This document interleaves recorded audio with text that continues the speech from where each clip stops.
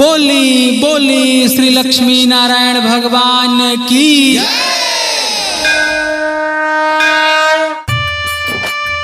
गाजीपुर जिले में मोहम्मदाबाद क्षेत्र के तिवारीपुर गांव में विरला द्वारा प्राचीन काल से निर्मित लक्ष्मी नारायण का मंदिर बहुत ही अद्भुत है।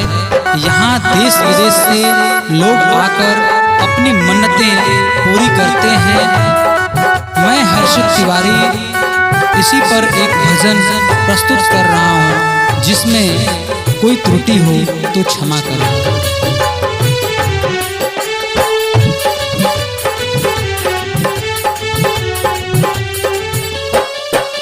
तिवारीपुर गौवा में भैया हो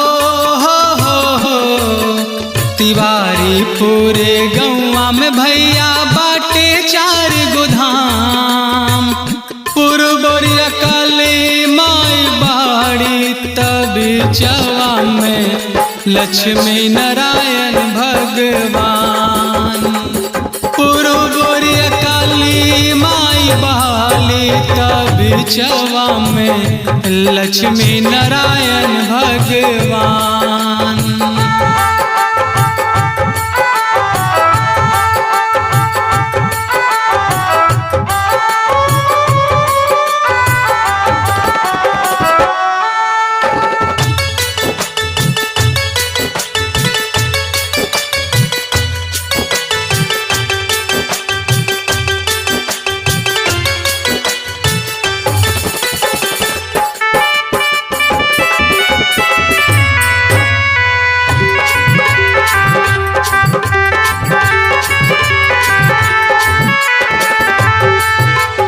यही मंदिर में देश विदेश से आवे लोग तमाम।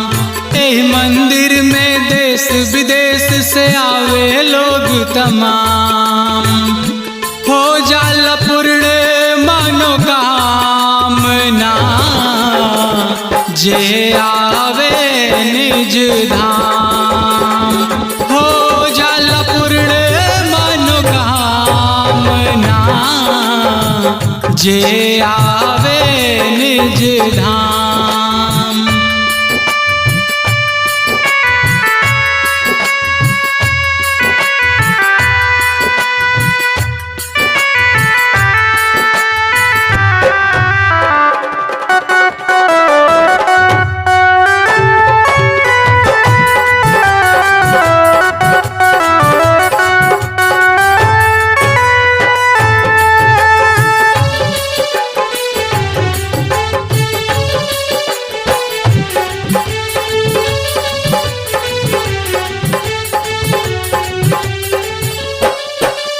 नारा उपरा कूटी बाटे हो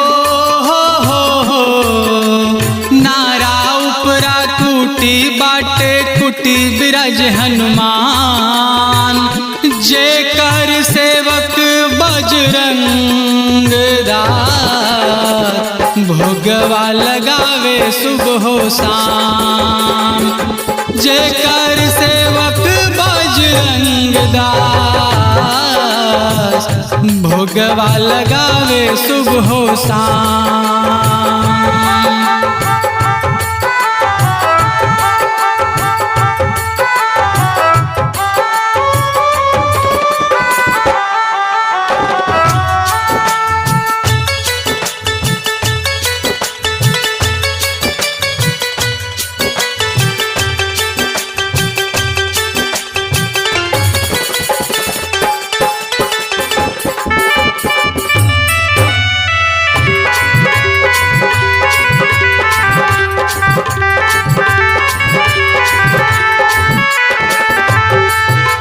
भगड़ा किनारे कल्होइया बाबा हो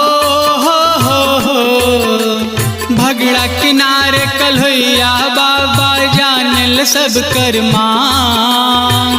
एक चिलम गजवा चढ़ाई दत बन जाए तोहरो बिगड़ल काम।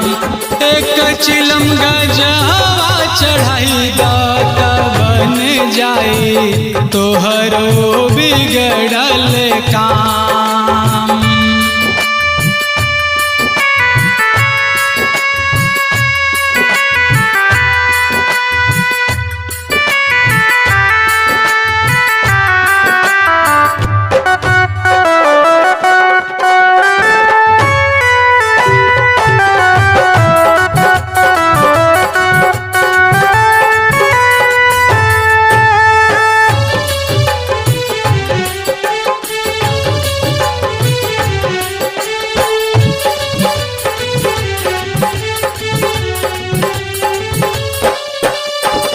से अगमा गंगा बाली हो